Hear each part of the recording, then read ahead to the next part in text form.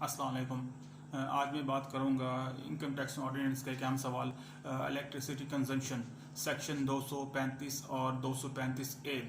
तो इसमें सबसे पहले दो कैटेगरीज हैं, टैक्स पेयर की और नॉन टैक्स पेयर की।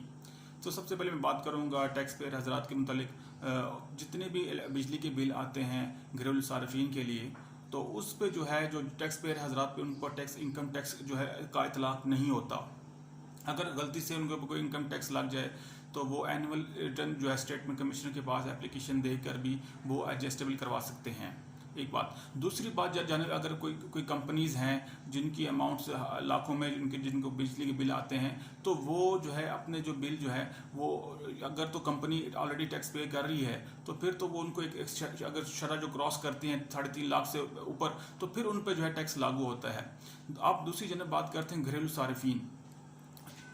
इन सार्फिन के लिए ज़रूरी है कि अगर तो इनमें से कोई इंडिविजुअल जिसके घर आ रहा है ऑलरेडी, अगर वो टैक्स पे कर रहा है तो उस पर इनकम टैक्स का इतलाक नहीं होगा। अगर वो टैक्स पे नहीं कर रहे और उनके बिजली की बिल जो है माहाना 75,000 या 75,000 से ऊपर तजावज़ कर गए हैं, तो उन पे जो है टैक्स 7.5% एनुअल इनकम के हिसाब से उन पर जो है टैक्स चार्जेबल होगा। अगर वो अमाउंट जो 75,000 से लेस दैन है तो 0.1% के हिसाब से जो है घरेलू सार्फिन जो है वो चार्ज जो है बिजली के बिल पे जो है इनकम टैक्स अदा करेंगे।